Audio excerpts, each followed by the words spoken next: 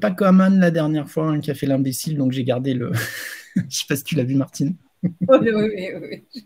On garde tout, tout est enregistré. Allez, je lance le petit jingle et on est parti. Hop, le temps de le trouver. On est bon.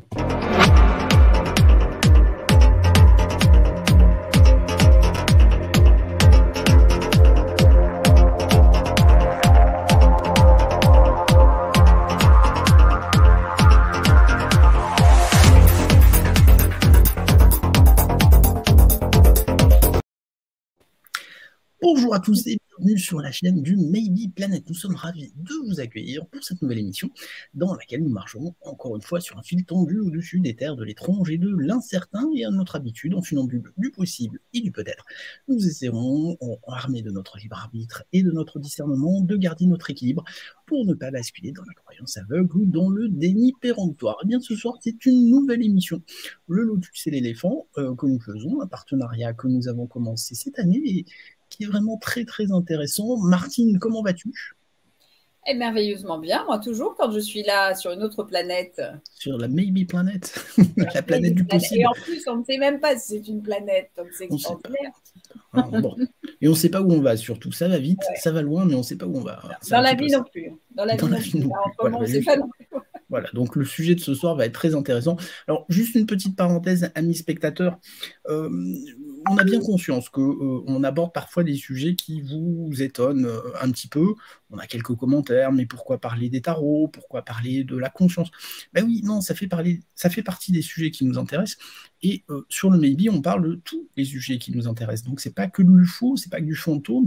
Voilà. Donc, ces sujets-là, ce sont des vrais sujets dont on ne parle pas assez au niveau du mainstream. Nous, ça nous fait très plaisir d'en parler et surtout que ce soir, nous avons une auteure, le Lotus et l'éléphant, qui est super, super intéressante. J'ai eu le plaisir de passer quelque part un petit peu le week-end avec elle à travers son livre.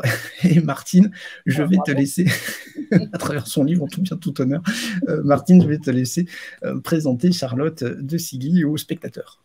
Alors, comme je disais, je vais laisser Charlotte se présenter. Par contre, je vais quand même parler un petit peu de son livre. Qui est transformé, donc ce qui vous plombe en trésor. Donc, on aurait peut-être dû inviter Merlin, ça aurait été sympa aussi. Ou le comte de Saint-Martin, peut-être aussi. Il aurait peut-être eu quelque chose à dire. Oui, aussi. Saint-Germain. Saint-Germain, pardon. Saint-Germain, pardon. Oui. Saint-Germain, oui. Saint-Germain, ça aurait été intéressant aussi. Là. Mais il nous écoute sûrement. Oui, façon, sûrement, oui. Il n'y a pas de limite. Allons-y gaiement. Voilà. Et donc, ce que je disais tout à l'heure sur la raison d'être qui est dans la page 122 j'ai envie de reciter parce que, en fait, ça correspond tellement à l'époque actuelle. C'est une phrase que je connais depuis longtemps de Schopenhauer et qui dit « Toute vérité franchit 3 étapes. D'abord, elle est ridiculisée. Ensuite, elle subit une forte opposition. Et puis, elle est considérée comme ayant toujours été une évidence qui nous arrivera sûrement dans 1 ou 2 ans ou 3 ans avec ce qui se passe en ce moment. Enfin, je l'espère en tout cas. Mais transformer, tout ce qui concerne l'alchimie et qui paraît dans tout le parcours que tu proposes, Charlotte, est vraiment un trésor. Et je pense qu'on a vraiment intérêt à le découvrir et à le déguster, à le garder en livre de chevet. Et en cela, Pascal, nous serons donc en totale synergie. On le lira chacun de notre côté. Tout à fait. Alors, Charlotte, je crois que, en fait, c'est un long parcours qui t'a amené jusqu'ici. Et on a envie que tu te présentes un peu pour mieux te connaître et puis savoir comment tu en es arrivé à écrire et à transformer ce fameux plomb en trésor. Voilà. Merci. Voilà, oui, merci beaucoup. En fait, je crois que je suis assez raccord avec une des branches, une des lignes éditoriales de cette émission, parce que j'ai toujours cru que j'étais un ovni, que je m'étais trompée de planète, qu'est-ce que je faisais là, et j'avais vraiment l'impression pendant très longtemps de m'être trompée. Et ce qui fait que j'ai cherché le sens de la vie et le sens de ma vie, et en particulier très tôt, peut-être comme la plupart d'entre nous, hein, sauf que chez moi, je pense que ça a été une vraie quête. Je crois qu'à un moment donné, chacun se pose la question. Je trouvais que la vie n'avait pas de sens, notamment à cause de ces épreuves. Que ce soit moi, ce qui m'arrivait petite, ou ce que je voyais autour de moi. Je trouvais que les gens étaient méchants, il y avait des catastrophes, des maladies. J'avais un grand frère très, très lourdement handicapé, alors que je voyais l'autre bien portant, riche et célèbre. Il y avait des horreurs sur la planète. Et je me disais, mais qu'est-ce que c'est que ça rime à rien. Et donc, très tôt, je trouvais que c'était un mystère, la vie, et j'ai voulu percer, on dit un percer, vous verrez, dans la langue de l'alchimie, j'ai voulu percer les mystères. Et ça m'est gardé, ça m'est resté. Ce qui fait qu'aujourd'hui, quand on me demande qui je suis, j'ai envie de dire, moi, je suis quelqu'un qui perce les mystères et qui les décrypte et qui aime bien les retransmettre et les rendre accessibles. Pour en revenir à ce qui m'animait, je me suis dit, la vie ne semble ne pas avoir de sens à cause de ces épreuves, et donc, autant mourir. Et donc, très tôt, j'ai voulu mourir, très jeune. Et puis, un jour, alors ça ne marchait pas, je me suis pas, j'ai jamais voulu me suicider, mais disons que comme on m'avait parlé d'un Dieu qui était amour et qui exauçait nos désirs, je priais Dieu, Jésus et Marie, tout ça, pour qu'ils me fassent mourir pendant la nuit, et ça ne marchait pas.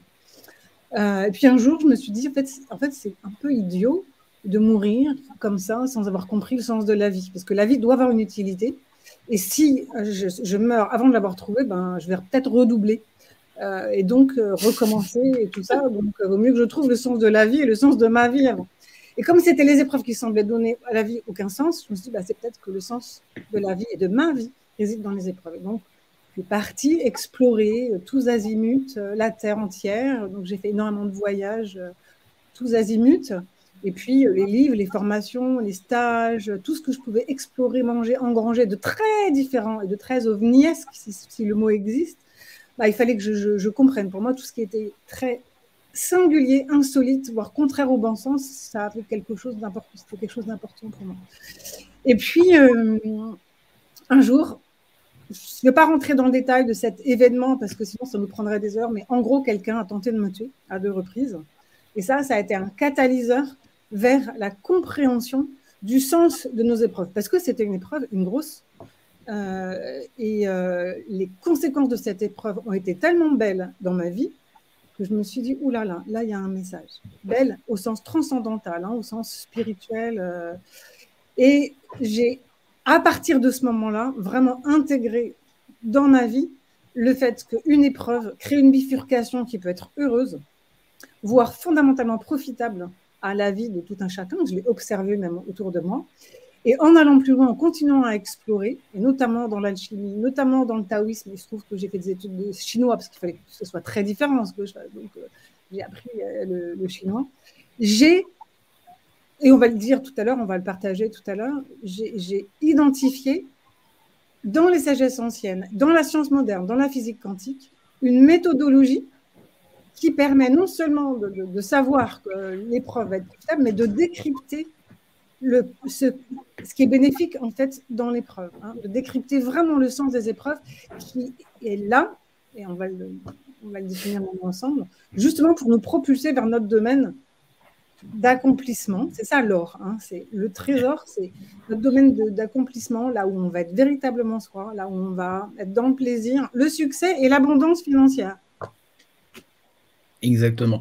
Alors, c'est vrai qu'on le disait avec Martine, le titre est très alchimique, mais je crois que le vrai secret des alchimistes, parce qu'on a cherché longtemps l'or, voire la panacée, c'est-à-dire grosso modo la formule pour avoir la vie éternelle, c'est pour ça qu'on parlait du conte de Saint-Germain tout à l'heure. Mais en fait, les alchimistes parlent d'eux-mêmes. Enfin, l'idée, c'est de se transformer soi-même du plomb en or. C'est ça. C'est ça le vrai secret des alchimistes. Ouais, c'est des jeux de miroirs parallèles où, et Gandhi le dit à sa manière et plein de sagesses le disent à leur manière, notre microcosme génère notre macrocosme. On peut le dire aussi que notre macrocosme, c'est-à-dire notre environnement, est le reflet de ce qui se passe à l'intérieur de nous. Et pour les alchimistes, il y a un évident parallèle entre la transmutation chimique du plomb en or à travers un certain nombre de processus de purification et ce qui se passe aussi à l'intérieur de chacun comme purification de ce qui nous plombe, de nos maux, de nos blessures et tout ça. Et on va le détailler dans un instant. Et c'est vrai que le mot est bien choisi, plomber. Quand on dit ça me plombe, voilà, ça me fait des semelles de plomb. Ça nous entrave. Ça nous entrave, ça nous tire vers le bas au lieu de nous alléger. Exactement. Voilà, donc au lieu de s'élever. Alors d'ailleurs, dans la première partie qui est super intéressante, je trouve. Elle pose vraiment bien les bases, puisqu'elle s'appelle Révélation des sagesses anciennes et de la science moderne. On se rend compte qu'aujourd'hui, on se croit bien malin, mais on redécouvre des choses que des civilisations avant nous avaient compris avec d'autres termes, mais voilà, on n'invente rien en fait. Ouais, exactement. Et pour moi, ça a été vraiment réconfortant quand j'ai plongé dans la physique quantique il y a, je ne sais pas, 10-12 ans à peu près, c'est assez récent, et que j'ai vu qu'il y avait des parallèles très étranges avec ce que disaient les taoïstes, avec ce que disaient les kabbalistes, avec même les allégories de la Bible. Hein, au commencement était le Verbe, et le Verbe s'était fait chair. Enfin, plein de sagesse du monde. Je me suis dit, là, ça veut dire que les cultures du monde savaient des choses il y a déjà des millénaires, qu'elles l'ont dit d'une certaine manière métaphorique, et aujourd'hui, on le retrouve et on le prouve avec la science. Et le fait de réunir comme ça science et conscience, pour faire court, sagesse et pragmatique, hein, le dur et le mou, le soft et le hard, quelque part, c'était très joli, parce qu'on ne peut pas tout prouver avec la science, mais quand la science prouve des choses paranormales, alors ça, c'est paranormal. Oui, non, mais ou à côté du normal. À côté du normal, voilà. Voilà. Et ben ça, c'est génial, parce que c'est comme si on s'approchait de la vérité, quelque part. Hein. Alors, c'est très difficile, il y a peut-être plusieurs vérités, et je ne prétends pas détenir une vérité. Mais en tout cas, ce qui m'a animée, c'est d'aller chercher les mystères, de les décrypter, et pour les rendre accessibles, et voir tous les bienfaits que ces mystères décryptés peuvent avoir. Le premier des mystères étant la même. Un sacré mystère, effectivement. Mais c'est vrai qu'on se rend compte que la science, alors, j'allais dire, redevient un petit peu spiritualiste, mais quelque part, quand même, il y a eu quand même ce gros débat sur le Big Bang au siècle dernier. Une partie des scientifiques voulaient absolument que l'univers soit stable et infini, parce que s'il était en évolution, ça pouvait dire qu'il avait une cause première et que c'était embêtant parce que ça pouvait être Dieu, le grand architecte, ce que vous voulez.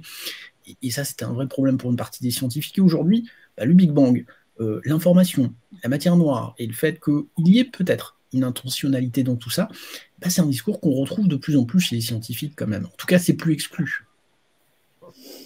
Oui, c'est ça. Alors, en fait, on le retrouve, ça, c'est surtout, alors on la trouve dans les sagesses anciennes. Hein, le fait oui, déjà, de toute façon. Hein. Ouais, c'est un des fils rouges que je décris dans le livre de plusieurs sagesses.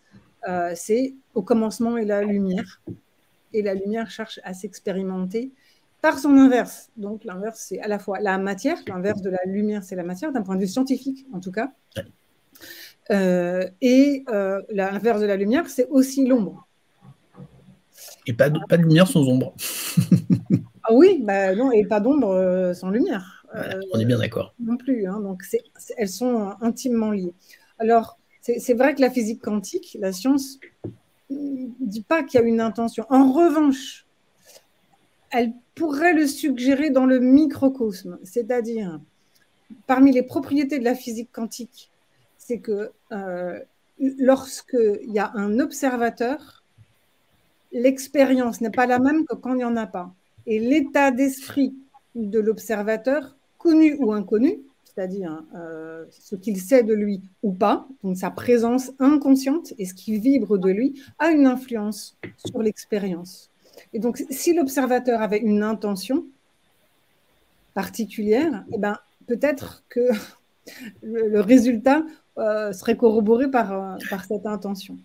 C'est vrai qu'on peut même se demander si la science peut être neutre dans ses analyses au final, puisque qui dit science dit scientifique, donc parti pris obligatoire. Oui, alors la science est censée accueillir l'inconnu et faire des expérimentations aussi. Hein.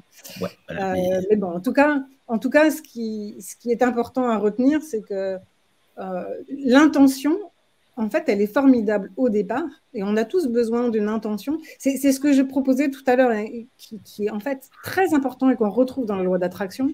C'est au commencement était le Verbe, et le Verbe s'est fait chair. C'est-à-dire, au commencement est l'énergie d'envie ou d'intention, de pensée, et ça peut se cristalliser dans la matière. Hein, et ça, c'est démontré aussi en sciences quantiques, et puis on le voit dans les sagesses anciennes.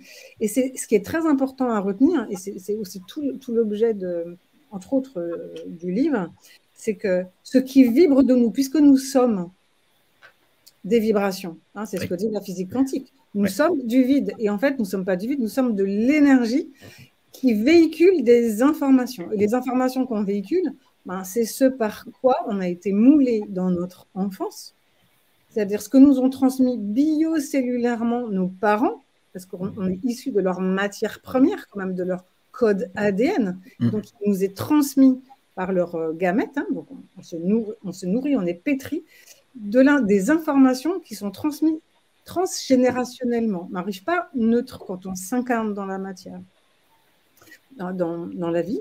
Et on s'imprègne aussi des choses que nous infligent les parents, ombre et lumière, des belles choses, et puis aussi des choses qui ont pu créer des distorsions en nous, des dysfonctionnements, des disharmonies, non pas que les parents aient été méchants, mais parce qu'eux-mêmes ont des croyances limitantes, eux-mêmes ont des blessures, eux-mêmes ont des maladresses qui proviennent de ce qu'ils ont vécu, hein. Eux-mêmes ont des croyances limitantes sur ce qu'est la vérité, etc., et ils nous transmettent ça.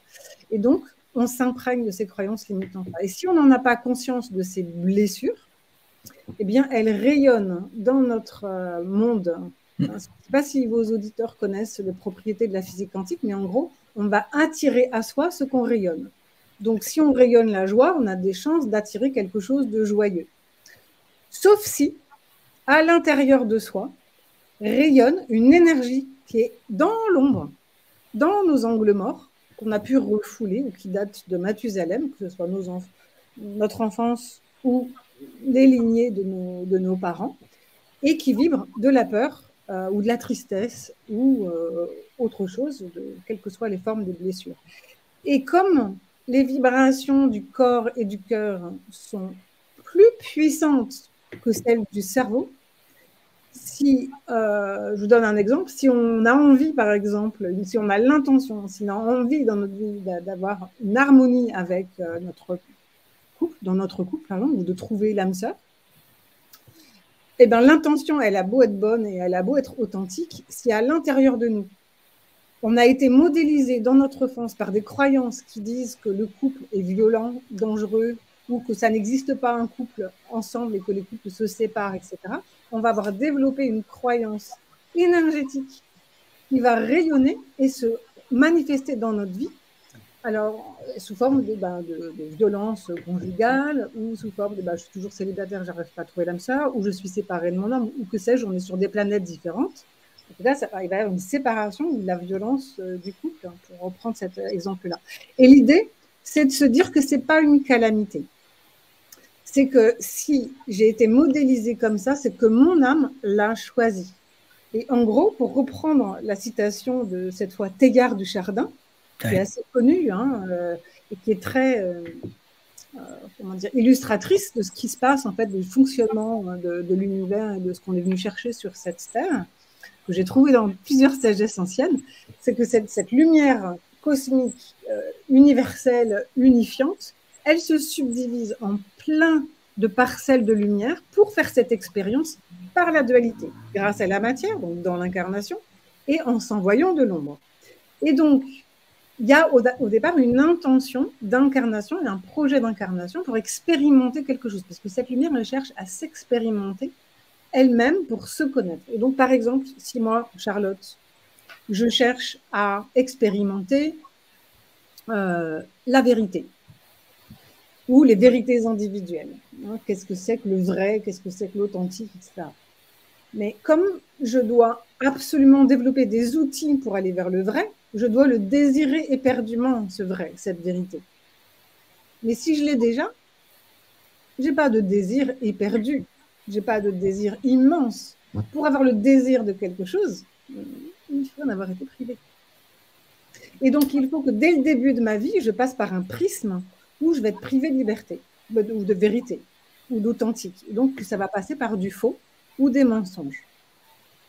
Et si ce mensonge, je ne l'ai pas encore transmuté en étant allé quérir ma vérité, ou en œuvrant d'une certaine manière à la vérité ou aux vérités, à ce moment-là, je vais rayonner mensonge ou non-vérité et je vais avoir des ennuis. Et en fait, nos ennuis d'aujourd'hui ne sont que des alliés qui viennent nous dire mon coco, tu n'es pas tout à fait dans ta juste voie, tu avais dit que tu allais à chercher la vérité, mais apparemment, tu es toujours dans le mensonge. Tu n'as pas osé encore aller chercher, aller à l'opposé de ta blessure. Et donc, nos emmerdements et nos épreuves d'aujourd'hui, les petites et les grosses, ne sont que des répliques de blessures d'enfants ou de blessures de nos parents qui nous ont transmises et qui vibrent subliminalement à l'intérieur de nous pour y aller. C'est un peu comme la ceinture de sécurité aujourd'hui dans les voitures modernes, où au début, on a un petit bip qui nous dit « Coucou, t'es gentil, il faut mettre ta voiture, et puis ta ceinture. » Et puis si on ne le fait pas, là, ça devient de plus en plus fort. Oui, alors ça démarre pas. Voilà. C'est un peu ce qui nous arrive aujourd'hui avec les crises systémiques.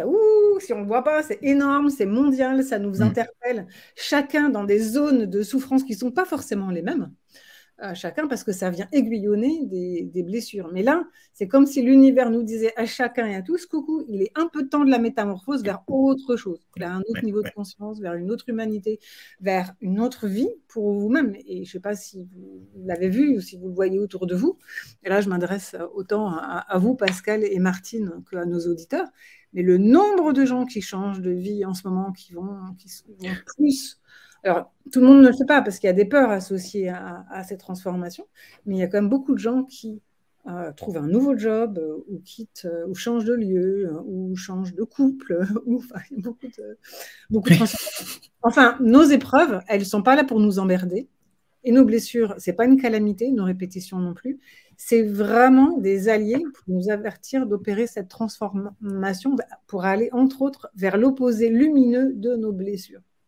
Alors, justement, ce qui est très, très intéressant, c'est que vous utilisez l'analogie du yin et du yang. Et moi, j'ai trouvé cette partie extrêmement intéressante au moment où vous l'avez placée parce qu'elle avait sa place là, puisqu'une fois qu'on a compris cet équilibre entre le yin et le yang, bah, on comprend beaucoup plus la suite de votre propos, en fait. Si vous voulez nous dire quelques mots de cette... de la façon dont vous décrivez la nécessité de l'équilibre entre le yin et le yang, qui, à mon sens, ne correspond pas aujourd'hui aux critères de nos sociétés où on veut du confort, on veut de la facilité, on ne veut pas de douleur. La douleur, aujourd'hui, on cherche à l'éradiquer à tout moment. Et vous, en fait, vous expliquez avec le yin et le yang que c'est pas ça qu'il faut faire. Il faut des deux.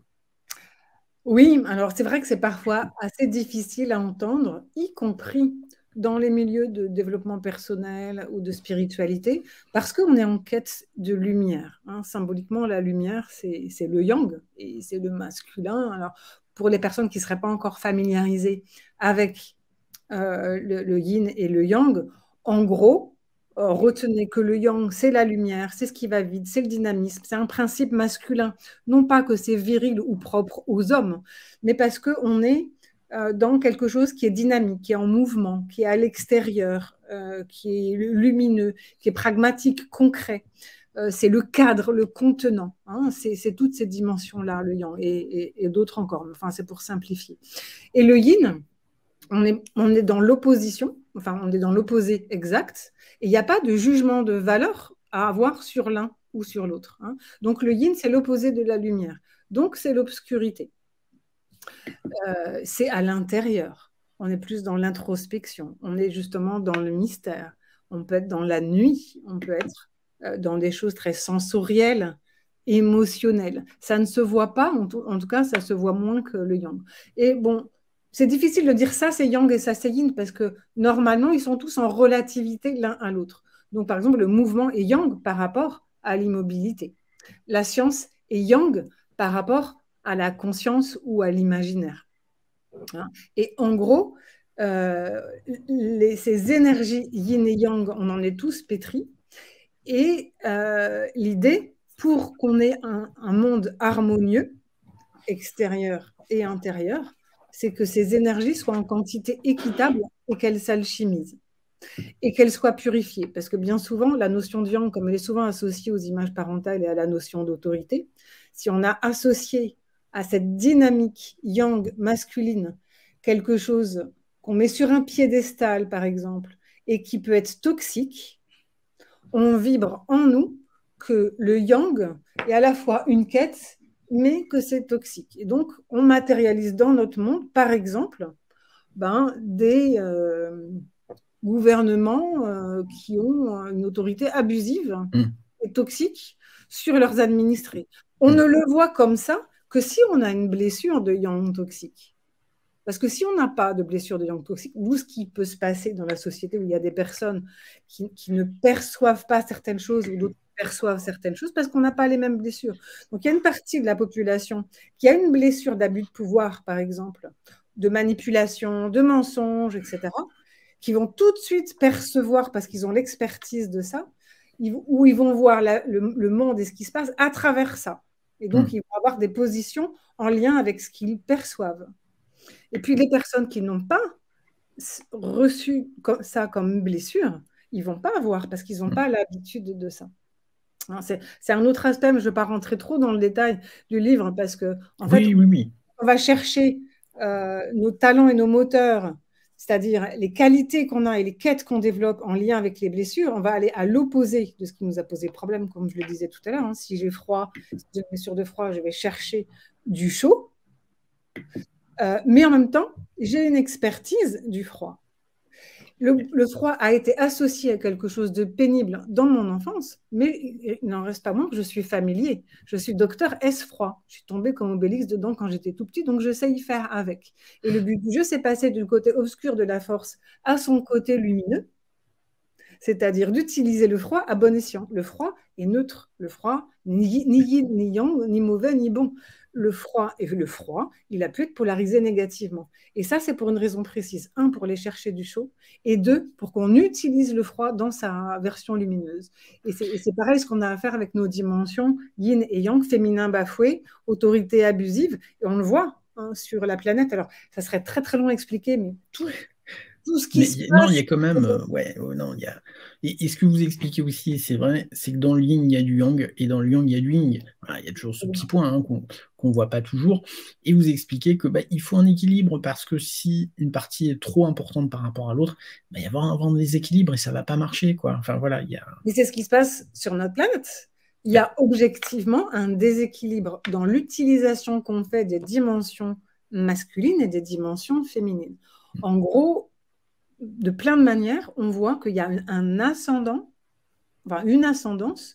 des dimensions masculines sur les dimensions féminines. Alors, ce n'est pas forcément les hommes par rapport aux femmes, c'est très réducteur de dire ça, mais ça se manifeste de cette manière par la mise en lumière depuis quelques années, la dénonciation de l'abus du masculin sur le féminin.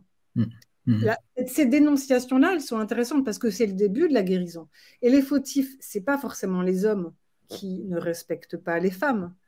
C'est le fait que chacun d'entre nous, on ne respecte pas nos dimensions féminines, c'est-à-dire ce qui est dans notre ombre, c'est-à-dire notre corps, c'est-à-dire nos blessures, c'est-à-dire les dimensions sensibles, sensitives, notre imaginaire, notre enfant intérieur, on pourrait dire, notre côté insouciant. On est très dans le concret, ce qui se voit, l'or, le pragmatique, le rationnel, les règles, surtout écouter et dépendre des règles et pas sortir des règles. Tout ça, c'est du yang. Et chacun individuellement, on a tendance à être en sécurité ou se croire en sécurité avec les dimensions masculines, alors même qu'on en a une perception toxique. Et donc, ça crée des distorsions très particulières qui se manifestent dans notre monde où ça nous rassure. Et en même temps, c'est toxique. On a besoin de régulation, de règles, de preuves, et en même temps, elles sont toxiques parce qu'elles nous emmènent dans quelque chose qui correspond à une ascendance de l'un sur l'autre. Et donc, une des solutions, qui est plus facile à dire qu'à faire, mais c'est tout l'objet de ce que je fais. Je n'ai même pas dit ce que je faisais, en fait. Mon grand truc à moi, c'est d'accompagner des personnes individuelles, groupes, entreprises, qui veut, individuellement ou collectivement, à aller chercher le sens de ces tourments pour en faire quelque chose qui a du sens. Donc, du coup, par rapport à ce que je disais tout à l'heure. Non, mais voilà, et c'est vrai que c'est important et c'est bien fait dans le livre. Moi, je trouve qu'il est bien structuré parce qu'il amène, encore une fois, justement, à l'objet du livre, à savoir, alors, dites-moi si vous êtes d'accord, mais en tout cas, des routines ou des méthodes pour commencer à s'analyser et pour comprendre, ou en tout cas pour, j'ai envie de dire quelque part, dompter ses démons, en tout cas, non pas soigner ces blessures, parce que vous indiquez bien qu'elles sont nécessaires, mais les relativiser et les utiliser comme moteur, en fait. C'est ça. De toute façon, à partir du moment où on transmute ces blessures dans leur version lumineuse, elles se désactivent parce qu'elles sont là pour nous propulser. Donc, l'intérêt de cette approche, même de cette méthode qui est décrite dans ce livre et que chacun pourra utiliser à sa manière, Oui. il est double. C'est que non seulement ça nous propulse vers notre domaine d'accomplissement, alors certains vont dire mission d'âme, d'autres notre destinée, Oui, notre voie vers le succès, enfin notre mission d'accomplissement, notre juste place au monde, finalement, ce qu'on a choisi avant de naître, d'expérimenter. Non seulement on sera dans le plaisir, dans l'harmonie, et on contribuera ainsi à l'harmonie du monde, parce qu'on rayonnera l'harmonie à l'intérieur de nous, et donc on sera dans l'harmonie dans le monde, mais en plus, ça désactivera nos emmerdements, nos problèmes petits et gros, parce qu'ils sont là justement pour ça. Nos problèmes sont là, et les sagesses anciennes disent bien, non pas parce que c'est un vil karma, non pas parce que la faute, c'est la faute à pas de chance, mais pour nous inviter à opérer cette transmutation alchimique de ce qui nous plombe en or, c'est-à-dire pour révéler notre lumière quelque part, ce que nous sommes venus accomplir. Et on trouve des indices de ça. Alors bien sûr, ils sont allégoriques et tout le monde n'a pas cette traduction. Il faut être un ovni pour traduire ça et aller à contre-courant, ce qui est un peu mon propos. Liberté d'esprit. Voilà. Oser aller à contre-courant. Pour ça, il faut avoir une blessure de contradiction, et moi je l'ai bien, ou de différence, et je l'ai bien. Parce que j'étais un ovni, j'étais très différent des autres, et mon frère était très différent parce qu'il était très lourdement handicapé, et donc je suis habituée à... C'était un ovni, quoi, mon frère. Bon, bref. Tout ça, j'ai perdu mon fil, du coup. Non, mais justement, on allait venir aux méthodes, enfin, oui. à l'utilité du livre, effectivement. Non, je vais en parler de la méthode. Voilà. Mais c'est vrai que moi, parce qu'il y a des gens qui vont dire, mais j'ai bien entendu que Charlotte a dit qu'on choisit avant de venir. Qu'est-ce que ça veut dire? Et c'est vrai que tout le monde n'est pas spécialement coutumier de ce concept. Moi, ça me fait penser toujours à une phrase d'Épictète qui disait « Il ne te convient pas de choisir ton rôle, mais de bien le jouer ». Je trouve que ça résume un peu ça quand même. Enfin, je ne sais pas ce que vous en pensez. Oui, c'est ça. Alors, en fait, ça me fait penser que tout à l'heure, je ne suis pas allée au bout de la citation de Teilhard du Chardin. Je ne crois pas que je l'ai dite. Alors... Nous ne sommes pas des êtres humains en quête d'une aventure spirituelle. Nous sommes des êtres spirituels en quête d'une aventure humaine. Voilà, ça c'est magnifique. Ça, c'était l'art de Chardin. Voilà. Et donc, si vous permettez, Pascal, je vais revenir à la méthode dans une seconde. Ah oui, bien sûr. Il y a des indices quand même dans la Bible et dans d'autres sagesses. Je parle de la Bible parce que j'ai été élevée là, mais comme j'ai exploré tout le monde, il y a le soufisme, il y a les sagesses amérindiennes, il y a les sagesses Dogon, enfin, il y a plein de sagesses. Et dans la Bible, il y a quand même Satan et Lucifer. Oui. Alors, il faut leur redonner leur vraie signification, alors, si on en parle. Exactement. Parce que, en fait, on en a fait, que ce soit machiavélique ou que ce soit de la maladresse, j'en sais rien, mais au départ, Lucifer, la traduction en latin, c'est quand même lux ferre, c'est-à-dire celui qui porte la lumière. Le porteur de lumière. Voilà, donc c'est pas un malotru qui est là pour nous embêter et nous faire descendre aux enfers. Les enfers, en fait, c'est comme la caverne de Platon, la grotte de Pinocchio et toutes ces allégories, c'est aller à l'intérieur de soi, c'est vitriol, hein, aller à l'intérieur de sa terre, dans les profondeurs de soi, comme le disait Jung, hein, c'est pas en cherchant la lumière qu'on devient lumineux, mais en descendant dans sa propre obscurité. Et donc, vitriol, on va juste peut-être, parce que c'est peut-être pas familier pour tout le monde, mais là c'est vraiment de la franc-maçonnerie. Alors je vais pas dire la formule en latin, mais grosso modo. C'est de l'alchimie avant la franc-maçonnerie. C'est l'alchimie avant. C'est visitae interiorea terra rectificando occultum lapidem. Invenies occultum lapidem. Et ça veut dire. Tout le monde a traduit. Visite l'intérieur de la terre et en rectifiant, tu trouveras la pierre occulte.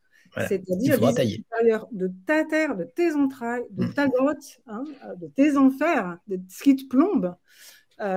Et tu trouveras, en fait, la pierre cachée, cette fameuse pierre philosophale qui permet de transmuter le plan en or. Cette transmutation, c'est pas du côté obscur de la force au côté lumineux. Et c'est aussi mettre en lumière ce qu'on a dans les tripes. Et tout ça pour dire que donc, ce Lucifer, c'est le porteur de lumière. D'accord, il faut aller dans les ombres, mais c'est pour mieux révéler sa lumière. Quant à Satan, évidemment, c'est presque pire, parce que Satan, c'est vraiment aussi le corps nu, etc. Et en hébreu, une des traductions, il en a plusieurs, hein, mais une des traductions de Satan, c'est celui qui met à l'épreuve. Donc, c'est un coach sportif.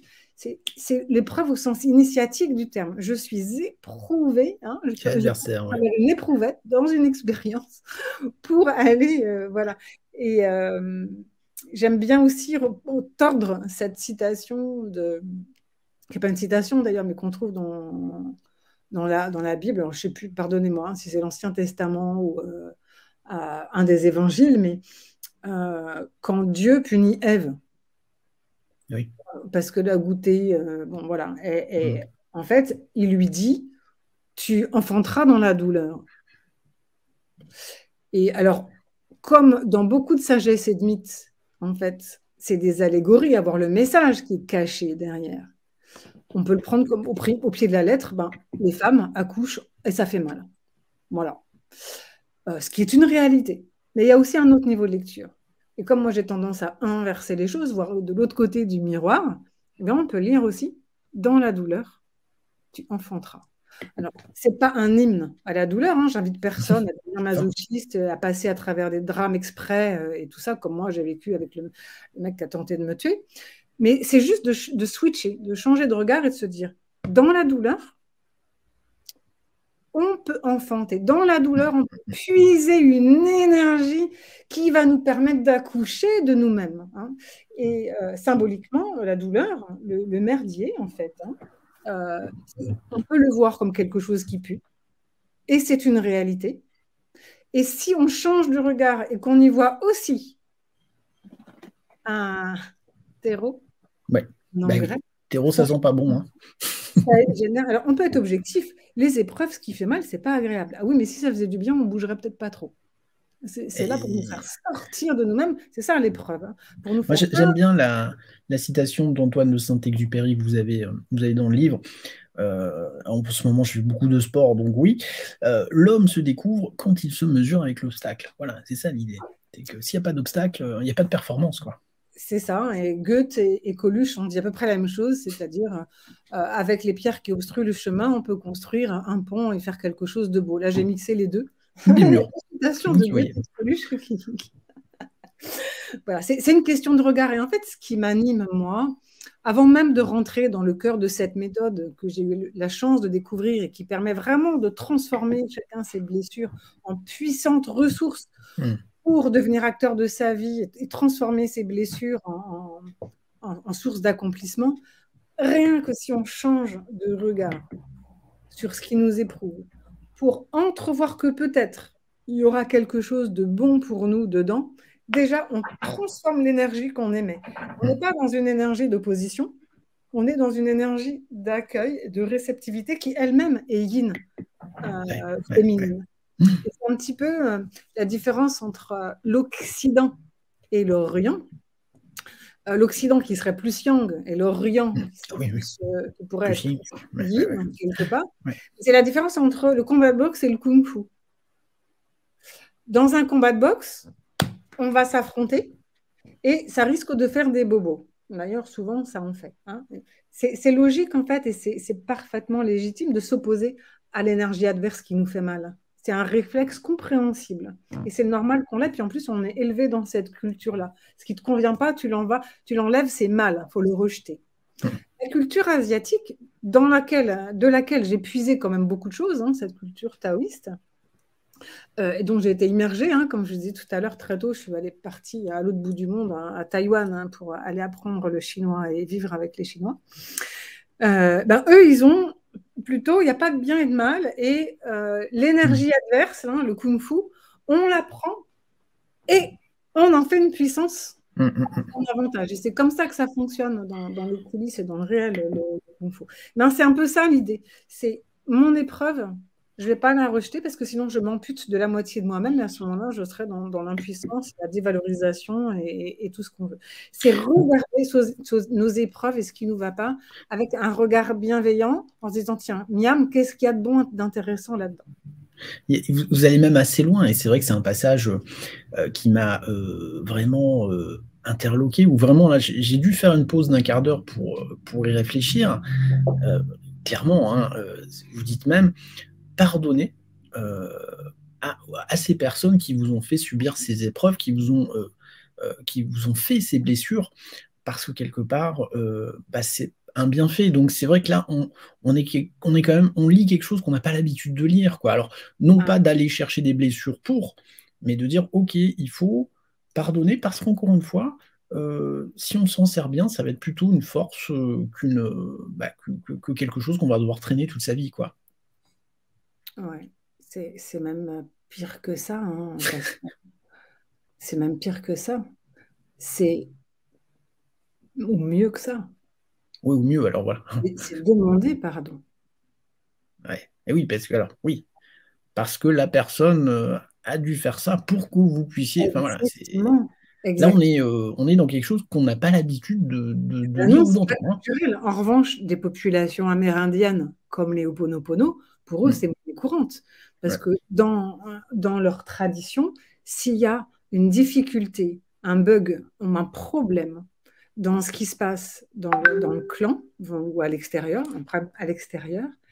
ils considèrent comme le monde est le reflet d'eux-mêmes, que le monde leur renvoie Mm. le problème qui est à l'intérieur d'eux. Et donc, ils le remercient, le problème extérieur. Ils lui disent, mais merci, heureusement que tu es là, parce que grâce à toi, je comprends que j'ai à l'intérieur de moi quelque chose qui est en disharmonie. Donc, c'est une opportunité de grandir et de m'élever en conscience et d'être dans mon harmonie. Et donc, d'où cette prière Ho'oponopono qu'ils adressent à ce qui a occasionné des souffrances et des pénibilités. Je suis désolée de t'avoir obligé quelque part à jouer ce rôle-là pour moi dans ma réalité. Ouais. Je te demande pardon parce que ce rôle-là, il n'est pas sympa sur la scène du film. Tu joues quand même le rôle du méchant, donc je suis désolée de t'avoir obligé à jouer ce rôle du méchant. Et puis, je te remercie. Parce que ça m'aide à accoucher de moi-même et à m'élever et à grandir et tout ça. Et puis, je t'aime parce que c'est vraiment tellement gentil d'avoir fait ça. Voilà. Donc, c'est encore plus que pardonner. Mais c'est plus que compliqué, honnêtement. J'ai pensé à l'actualité très récente et à un procès retentissant qui a eu lieu vraiment dans les jours qui ont suivi. Et là, on se dit, mais c'est presque impossible à appliquer quand même. Enfin, il faut un peu de temps, je pense, quand même. C'est une démarche lourde. Ça peut être très difficile. Alors, il y a des choses qu'on peut pardonner quand vraiment on voit l'enchaînement des situations. Ouais, on se rend compte, si on fait des flashbacks et qu'on se rend compte que des choses qui nous réconfortent et qui sont bonnes pour nous aujourd'hui, très avantageuses, prennent des racines dans des comportements ou des dysfonctionnements, que ce soit des personnes ou des attitudes, etc. On se dit, mais merci mon patron de m'avoir licencié. Merci à mon mari de m'avoir quitté. Alors parfois, c'est beaucoup plus difficile que ça. Moi, j'ai encore, pour être tout à fait honnête, j'ai encore des personnes, pas beaucoup, mais on va dire une ou deux, où j'ai un peu de mal encore à pardonner et j'y travaille parce que c'est vraiment des blessures très, très fortes. Mais pour vous donner un exemple, et j'ai eu beaucoup de chance, la personne qui a tenté de me tuer, il s'est passé des choses tellement magiques le lendemain que je suis passée par la carte gratitude tout de suite. C'est-à-dire que j'ai vu que son geste, même s'il a été horrible et très très difficile à vivre pour moi, j'ai vu tous les bénéfices qu'il a pu avoir et qui, sans rentrer dans le détail, c'est l'objet de mon premier livre, mais ça a permis d'enclencher un chemin. Sauver la vie de mon père. Enfin, voilà. Donc, mais en tout cas, moi j'ai eu la chance de vivre cette gratitude grâce à un adversaire. Mais c'est pas forcément donné à tout le monde. Mais moi j'aime bien, comme je suis un peu une alchimiste dans l'âme, même si je suis vraiment très très petite par rapport aux véritables alchimistes coopératifs et tout ça. J'aime bien. Excusez-moi, je perds encore le fil. Vous savez. Non, justement. Je sors d'une phase grave. Mais c'est ça qui est intéressant, justement. Encore une fois, amis spectateurs, vous avez le livre. Il faut le lire, mais le but de l'entretien, c'est pas de paraphraser le livre, justement. C'est peut-être justement de le dépasser un petit peu pour les gens qui vont le lire, qui vont regarder cette émission après, ou qui vont regarder cette émission, qui vont leur donner envie de lire ce livre. Mais voilà, moi j'adore toujours ces moments où les auteurs, justement, vont un petit peu hors terrain et hors du livre, quoi, effectivement. Mais voilà, moi ce passage m'a vraiment... ouais, il m'a ébranlé quelque part. Je me suis dit, waouh, mais ça, c'est un super principe, mais qu'est-ce que c'est dur à appliquer, quoi. Enfin, c'est loin d'être simple. Non, objectivement, ça peut parfois être très, très compliqué. Mais encore une fois, là, on n'est pas forcément obligé d'aller jusqu'à la gratitude. Si on a un sentiment de gratitude, de toute façon, il ne part pas par la tête. C'est pas un sentiment de gratitude. La gratitude, c'est le cœur. On sent là. C'est le cœur. Donc, on peut vouloir la gratitude, etc. Ça ne marchera pas. Mais si on est plus neutre déjà sur les faits qui nous ont occasionnés, qu'on est moins dans la rancœur, mais qu'on a plus de détachement, avec la conviction, même si on ne la comprend pas, que si on a choisi de passer à travers ce prisme-là, hein, c'est un peu ce qu'on disait tout à l'heure, on n'a pas été plus loin, mais c'est ce que disent beaucoup de sagesse, c'est qu'on choisit en fait de s'incarner, et que si on a choisi de vivre ça, c'est que, on en est capable de le surmonter, de le vivre, et surtout de le transmuter. C'est-à-dire, il y a une raison d'être à nos souffrances, c'est d'aller chercher des talents et des quêtes qui nous animent et qui vont d'une part à l'opposé de ça. Si j'ai souffert du froid, je le répète, c'est pour aller guérir du chaud et pour œuvrer quelque part au chaud, pour inspirer les autres à trouver du chaud, pour les aider à aller trouver de la chaleur, etc. Parce qu'on n'est pas tout seul. Donc les qualités, les moteurs qu'on développe grâce aux blessures, c'est pas que pour nous. Et c'est aussi la polarité positive de nos blessures. Mais c'est décrit plus précisément dans le livre. C'est vraiment l'inverse de la rancœur, c'est-à-dire, bon, bah voilà, il m'est arrivé ça quand j'étais petit, et ben il m'est arrivé ça, faisons en sorte que le monde en profite, mais dans le bon sens, quoi. C'est-à-dire, on m'a fait ça, je vais le faire. C'est un peu ce qu'on peut constater dans certaines éducations, hein. Moi, mes parents étaient comme ça, j'étais pas d'accord, mais comme j'ai vécu ça, mes enfants vont aussi vivre ça. Ça, c'est un travers qu'on constate régulièrement, quand même. Oui, il n'y a pas de, je dirais, il n'y a pas de fatalité, hein. Au contraire, il faut prendre cette liberté, et c'est l'objet vraiment, un des passages importants du livre, c'est de dire, faites votre auto-analyse, analysez, prenez votre liberté. Vous n'êtes pas obligé de dupliquer ce que vous avez vécu. Voilà, l'idée, c'est de sortir d'un conditionnement. Quand le conditionnement fait mal, parce qu'encore une fois, nos parents, je le précise, c'est important, on dit quand même, les parents, ils ne nous délivrent pas que des ombres. Certes, non, heureusement, il y a ombre et lumière en toute chose. C'est le yin et le yang dans la symbolique, sans qu'il y en a un qui soit mauvais et l'autre bon, hein, parce que la lumière, elle est délivrée directement et c'est magnifique, et l'ombre, elle ne semble pas très agréable, mais elle délivre la lumière aussi. Donc de toute façon, d'ailleurs, ce qui est intéressant dans cette histoire de Dark Vador ou dans ce qui se passe, le combat de l'ombre et de la lumière qu'on retrouve dans beaucoup de films américains, blockbusters, mainstream, etc. C'est en fait la lumière, elle gagne toujours à la fin, puisque c'est elle qui envoie l'ombre pour faire l'expérience d'elle-même. En fait, c'est comme dans la Bible, c'est Dieu qui envoie Satan à Job pour qu'il fasse une expérience et qui éprouve sa foi en lui, dans la symbolique. Donc, de toute façon, c'est la lumière qui gagne à la fin. Tout ça, c'est comme si c'était un jeu cosmique de la lumière qui s'envoie l'ombre. Et donc, pas de vrais héros sont vrais super méchants, de toute façon, c'est un peu le principe. Quoi. Dans les scénarios, s'il n'y a pas de cataclysme, de méchants ou de raz-de-marée ou de je ne sais pas quoi, il n'y a pas d'histoire. Il n'y a pas d'histoire. On ne peut pas devenir son propre héros. C'est ça le parcours initiatique du héros. C'est un cataclysme, un grand méchant loup, un Dark Vador, que sais-je. Il y a un tracas, une grosse épreuve, les 12 travaux d'Hercule, etc. On retrouve dans plein de choses dans la Bible. Et souvent, c'est des demi-dieux, donc mi-humus, mi-lumière.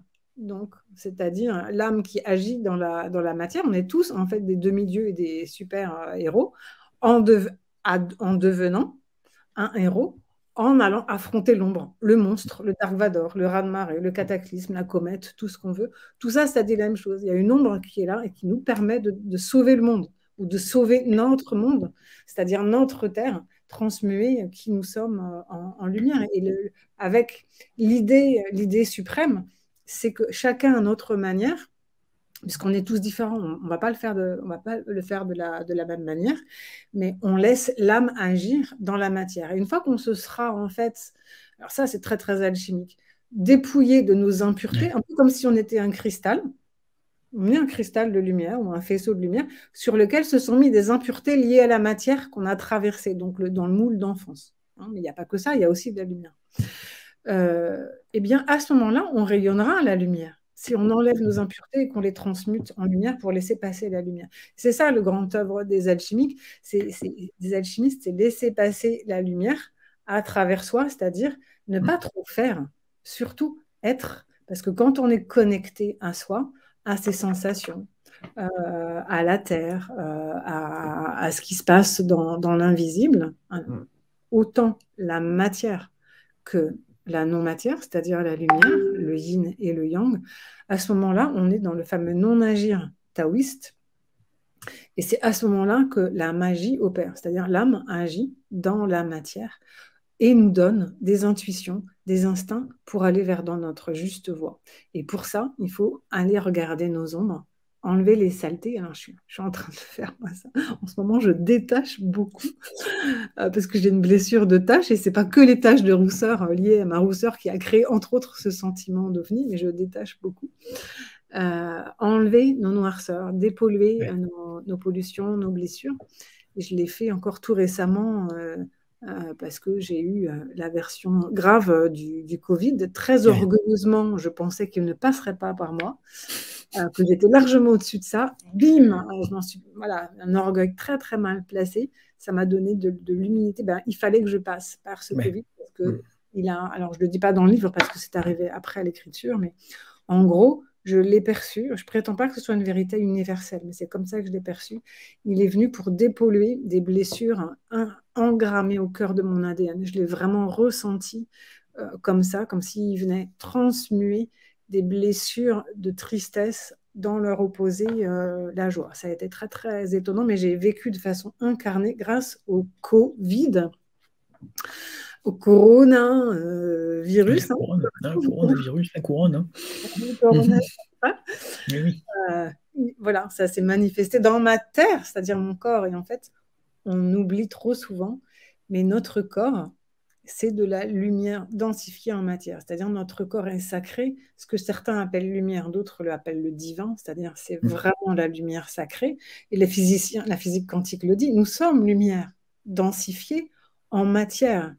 Et donc notre corps, c'est un véhicule, c'est le véhicule de notre âme. Et il est incroyablement, magnifiquement sophistiqué. On peut le voir comme un ovni. un véhicule, voilà, très, très, très, très adapté, en tout cas, à une certaine matérialité. Voilà, un ovni incarné. Un ovni, c'est voilà, ce qui est dans le cosmos, c'est l'esprit qui s'incarne dans la matière pour faire cette expérience. Et il accepte de se salir par des pollutions, des blessures des autres, des mauvaises énergies et les blessures transgénérationnelles qu'on se trimballe depuis peut-être Adam et Ève pour mieux œuvrer à la métamorphose de l'humanité pour peut-être une ère nouvelle. Un âge d'or, voilà, c'est le cas de le dire. Oui, c'est ce qui se passe parce que je pense que cette crise du Covid qui est monumentale, qui est énorme pour l'humanité et pour tout un chacun, parce que ça quand même bouleverse pas mal nos vies et puis nos émotions aussi. On est quand même chacun régulièrement challengé avec ce qui se passe, qui vient aiguillonner des blessures. Et donc, c'est vraiment une sommation de transformation. Comme le dernier appel à cette métamorphose pour qu'on aille cueillir nos blessures, aller vers notre raison d'être, ce qu'on est venu accomplir, et surtout laisser émerger nos dimensions féminines pour qu'il y ait cet équilibre yin-yang et qu'on puisse être vraiment qui on est, c'est-à-dire des êtres mi-hommes, mi-dieu, puisque des dieux en fait tombés sur la terre, déchus, des anges déchus sur la terre pour faire cette expérience.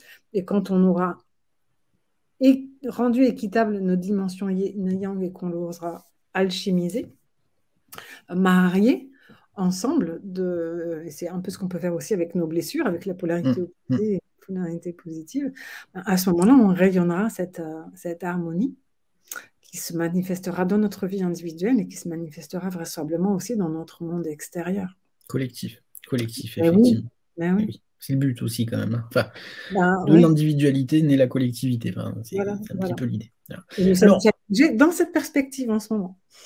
On est déjà à 55 minutes d'émission, ça passe très très vite, surtout quand on parle de sujets comme ça. Je voudrais justement quand même qu'on finisse cette émission pour expliquer que ce livre est très riche, encore une fois, en philosophie, en citations, mais pas que, parce que vous avez fait l'effort vraiment de faire des fiches très pratiques, hein, c'est-à-dire vraiment, on peut aussi, il y a ce côté métaphorique, mais on peut aller vraiment dans la pratique parce qu'il y a bien une cinquantaine de fiches, je pense quand même, qui sont utilisables dans l'opérationnel immédiatement, effectivement. Donc ça, c'est un gros travail aussi. Vous avez voulu, je pense, permettre aux gens d'appliquer ce que vous leur disiez dans le livre.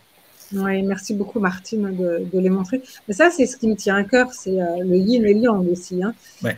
Il y a la pensée, la philosophie qui peut interpeller, qui peut nous attirer, mais après, comment concrètement quoi. Donc ça, c'est la vertu d'un yang lumineux. Allez, le mode d'emploi concret, opérationnel, pragmatique pour transformer les ombres, les blessures hein, en quelque chose de lumineux. Donc, j'ai repéré dans mon parcours, par mon activité d'accompagnante, de coach, etc., en gros, une cinquantaine de blessures typiques. Mais là, j'en ai, on va dire, analysé 22 plus profondément. Ouais. Avec alors, ce n'est pas des vérités absolues, c'est des sources d'inspiration qui pourront vous éclairer. Hein. Ces 22 blessures qui sont répertoriées là, c'est la trahison, c'est la dévalorisation, le mensonge. Il y a les principales quand même. Enfin, voilà, en gros, vous trouverez... Pardon, mais votre bonheur dans ces malheurs. C'est un peu ça. Voilà. Le trésor. Voilà. Vous trouverez forcément votre bonheur dans ces malheurs, parce que si en ce moment vous êtes challengé par du mensonge, du féminin bafoué, de l'abus de pouvoir, de ce qu'on veut, ben, normalement vous en trouverez au moins 3 ou 4 qui vous correspondent. Et donc vous pourrez tout seul, hein, c'est aussi ça qui m'anime, c'est qu'on puisse être autonome à le faire, même si à certains moments ça peut être bien de se faire accompagner. Et ça peut être bien d'avoir de l'aide. Hein. On est tous venus aussi pour nous entraider, pour transformer ce qui nous tombe en or. Mais au moins, déjà tout seul, ça peut vous éclaircir et vous donner des pistes. Donc encore une fois, ce n'est pas des vérités absolues, c'est plus des sources d'inspiration. Et d'ailleurs, dans son format, ça fait vraiment fiche pratique. Hein. Voilà, il y a ce... Et le petit memento aussi. Mais effectivement, ça c'est vraiment sympa. Et c'est ce que j'ai trouvé bien dans ce livre, c'est que parfois on nous donne des grands principes et puis sur l'opérationnel, bah débrouille-toi. Voilà, vous avez fait cet effort justement de dire bon bah voilà, opérationnellement, tout de suite maintenant, voilà ce que vous pouvez appliquer. Donc moi je trouve que c'est un vrai plus effectivement. Et encore une fois, c'est vraiment très bien fait. Enfin, voilà, comme vous dites, on trouve tout de suite son bonheur. Donc c'est quand même, c'est quand même super intéressant. Alors justement pour les gens qui veulent aller un petit peu plus loin, qui voudraient travailler un peu plus en profondeur avec vous, Charlotte, comment ça se passe? Vous avez un site où on peut vous contacter? Vous organisez des formations? Comment vous pratiquez? Oui, c'est quelque chose que je fais aussi. Alors, on va dire que j'ai 2 activités principales qui se déclinent. J'ai des activités pour les professionnels. Donc ça, c'est des entreprises qui me sollicitent parce qu'elles ont un bug dans l'équipe ou un bug, on va dire, voilà, dans ce monde de l'entreprise, qui cherchent à faire des opportunités dans les crises, avoir des opportunités de succès et de réussite dans les crises, que ce soit liées à leur business ou liées à ce qui se passe dans leurs équipes. Et en ce moment, il y a pas mal de boulot. Ouais, je pense qu'il y a du taf. Ouais. Enfin, faut déjà que le chef d'entreprise ait cette vision-là de se dire je vais transformer cette crise en opportunité. Ce qui, à mon avis, n'est pas le cas de tous les chefs d'entreprise. Ça commence, hein, parce que les gens deviennent éclairés. Il y a même un groupe qui s'appelle le Cercle des leaders éveillés. Et j'ai des entreprises qui me disent on cherche à devenir une entreprise spirituelle. Quand on m'a demandé ça, je suis tombée de ma chaise. Ça, j'ai jamais entendu. Je l'ai entendu une fois. Après, c'est peut-être moins, on va dire, explicite que ça. Mais en gros, on cherche à transformer une crise en quelque chose qui a du sens. Et en ce moment, les entreprises cherchent leur raison d'être. Bon, en tout cas, ça, c'est le monde de l'entreprise. Et puis sinon, j'accompagne des particuliers, soit en individuel, soit en collectif. Alors, selon les intentions, tout le monde n'a pas forcément la même intention en se faisant accompagner. Mais souvent, c'est je ne sais pas qui je suis, je cherche ma raison d'être au monde, c'est quoi ma valeur ajoutée au monde, c'est quoi ma place, hein, trouver ma place. Et ça, on va le faire en décryptant le sens de ce qui importune. Les gens, ils peuvent penser qu'ils sont déjà à leur place ou ils ne se posent pas cette question. Par contre, ils ont des choses qui les importunent. Donc, on va se concentrer là-dessus, mais qui sont de toute façon des opportunités de transformation. Donc, les personnes qui me consultent, c'est des personnes qui veulent une transformation. Si vous n'en voulez pas, venez pas me voir. On va vers la transformation. J'ai beaucoup de personnes aussi qui sont en transition, justement. Elles sont dans cette phase de transformation intermédiaire, ce qu'on appelle la chrysalide. Elles veulent quitter l'ancien et aller vers le nouveau, mais ne savent pas trop, etc. Et puis, surtout, parmi les personnes qui me sollicitent, j'ai beaucoup de thérapeutes, de coachs, d'accompagnants, de profs de yoga et même des médecins qui veulent donner un sens supplémentaire. Les mots, transformer les mots en choses, ça passe aussi par les maladies. Que disent les maladies? Il y a beaucoup de gens qui font ça très très bien. D'ailleurs, le sens des mots du corps, qui est le langage de l'âme à travers notre physique, qui dit, je ne sais pas ma juste place. Des médecins qui veulent peut-être utiliser autre chose que de la chimie, quoi. Voilà, de se dire, il y a la chimie, puis il y a l'alchimie, quoi. Voilà. Par exemple. Donc, ça pour dire que, on va dire, 75% des gens qui me sollicitent, ils sont déjà dans un chemin où ils accompagnent à la guérison.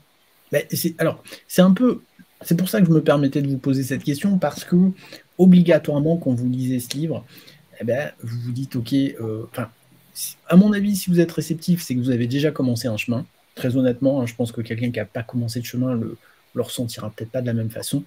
Et je pense qu'il y a des gens qui vont dire, OK, moi, le chemin, j'ai besoin quand même qu'on me tienne un petit peu la main pour avancer. Donc, c'est pour ça que je me permettais de vous poser cette question. Donc, n'hésitez pas à aller sur le site de Charlotte pour regarder opérationnellement comment ça peut se passer.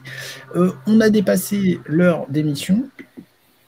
Excusez-moi, j'ai beaucoup d'abeilles dans ma rue là aujourd'hui. On a dépassé, c'est pénible, on a dépassé l'heure d'émission, comme d'habitude. On ne sait pas rester à 1 heure, surtout quand on a des intervenantes aussi passionnantes que Charlotte. Moi, ce que je retiens de ce livre, c'est presque chouchoutez vos blessures, parce que vous avez de la chance d'avoir des blessures presque. Voilà, vous pouvez montrer des blessures et c'est ça qui va vous permettre d'avancer. Peut-être à quelqu'un qui aura une vie trop confortable et qui, quelque part, ne sera pas en déséquilibre, donc va avancer moins vite. C'est un petit peu ça, on va dire. Si c'est ce que vous avez envie de dire, c'est que c'est forcément juste pour vous par rapport à ce que vous avez ressenti du livre. Moi, j'ai envie de terminer cet entretien par un peu un jeu de mots que j'ai inventé en créant le livre, qui est la quête de lumière passe par l'enquête de l'ombre. Quel que soit ce qu'on met derrière lumière, trouver sa voie, être éclairé sur qui on est, avoir de la lumière dans sa vie, etc. Si vous voulez un indice, entre autres, ça peut être en regardant directement la lumière, parce qu'on est ombre et lumière, mais c'est aussi en regardant les ombres. Si on ne regarde pas l'ombre, en plus de la moitié de nous-mêmes, on aura un sentiment d'impuissance ou de dévalorisation, c'est presque sûr. C'est vraiment intéressant de se dire que ne fuyez pas la douleur dont elle est là. Servez-vous-en. Au contraire, servez-vous-en comme un carburant. Voilà. On prend la puissance adverse ou qu'on croit adverse pour en faire quelque chose de lumineux. C'est le fumier qui nourrit des plantes. Il pue, mais il peut avoir un intérêt. Moi, je trouve ça vraiment très inspirant. Voilà, vraiment, je suis sorti de cette lecture en disant ça, c'est pas commun. Et c'est super malin en plus. C'est super malin. Donc vraiment, Charlotte, un grand merci pour ce livre. Moi, vraiment, je fais ces émissions, vous l'avez compris, on est un média amateur, et je fais ces émissions parce qu'en général, après ces lectures, après ces entretiens, j'en ressors enrichi, justement. Donc là, ça a encore été le cas. Et vraiment, je vous remercie. Et j'invite vraiment tout le monde à lire ce livre. Et ça va peut-être vous étonner, voire même vous heurter sur certains passages. Mais ça fait avancer et je crois que c'est ça le principal, c'est quand on avance et qu'on ne reste pas sur place. Martine, écoute, tu ne devais pas faire l'émission avec nous, mais je sens que tu as été quand même Finalement, je suis restée parce que de toute façon, ce sont des parcours parallèles qui parlent toujours en fait. Et effectivement, la vie est une expérience étonnante et je crois que, comme Charlotte, plus tôt on a vécu des choses un peu compliquées et plus on a envie d'avancer et plus on a envie de se transformer. C'est plus compliqué, si tu veux, pour les gens maintenant qui prennent conscience, juste là maintenant, je trouve, de ce qui se passe, parce que c'est vrai, quand on a la chance d'avoir déjà déjà un parcours dans ce genre-là, d'avoir rencontré des difficultés, mais je trouve que ça aide finalement. Ouais. C'est clair, c'est clair. Charlotte, ce que je vous propose, je vais vous laisser le mot de la fin pour cette émission. Encore une fois, un grand merci pour votre gentillesse et votre générosité pendant cette émission. Vraiment, ça a été très, très enrichissant. Et je vous laisse le mot de la fin pour nos spectateurs. Merci de votre invitation et de me donner l'occasion de parler de ce qui m'anime. Je pense que vous l'avez perçu. Moi, c'est une vraie passion de décrypter les mystères de l'ombre pour en faire une lumière. J'ai simplement envie de redire tout simplement aux personnes qui nous écoutent et qui vivent probablement des choses difficiles. Quand on est dans la douleur aiguë, on ne peut pas envisager la transmutation alchimique tout de suite. On traverse la chose, on n'a pas la tête à autre chose, on ne peut pas intellectualiser, se dire coucou, youpi, dans ce cas, c'est pas possible. Et comme aujourd'hui, il y a quand même pas mal de gens qui souffrent, pour qui la vie est difficile pour plein de raisons, parce qu'ils ont perdu leur boulot, parce qu'il y a des deuils, parce qu'il y a des personnes malades autour, j'ai juste envie de dire courage, tenez bon. Cette épreuve-là, même si vous ne la comprenez pas encore, vous verrez plus tard. Et peut-être que plus tard, vous percevrez avec beaucoup de recul tout l'or que révèle ça. Mais pour l'instant, on n'est pas capable de le voir. Donc simplement, traverser ça en disant peut-être demain, il se passera autre chose. Et s'il y avait un message que j'avais envie de dire, ce que j'ai déjà dit tout à l'heure, mais j'ai envie de le redire, c'est s'il y avait une seule chose qui suffisait de faire, c'est déjà simplement de changer le regard sur ce qui nous éprouve. C'est pas que de la merde. Certes, ça fait mal. Certes, ça sent mauvais. Mais il y a autre chose à la clé. Et rien que le fait d'avoir cette ouverture-là, de suggérer qu'il y aura une issue lumineuse à la maladie, ça permet de faire rayonner autre chose de soi que de se dire c'est qu'une calamité et on s'enferme là-dedans. Aujourd'hui, il est temps d'en sortir et d'arrêter de se victimiser, même si on ne se victimise pas, objectivement, on est victime de quelque chose, mais on va en sortir. L'épreuve, elle est là, dans un but initiatique pour grandir. Donc, au moins, envisager que c'est possible. Bon, bah écoutez, superbe mot de la fin, très honnêtement. Il n'y a rien d'autre à rajouter. Voilà, mes spectateurs. Juste rajouter, n'oubliez pas de mettre le petit pouce bleu sur la vidéo, bien sûr. N'hésitez surtout pas à partager cette vidéo parce que je pense qu'elle peut être utile à beaucoup de gens. Et peut-être des gens que vous ne savez même pas qu'ils en ont besoin, mais ils en ont besoin.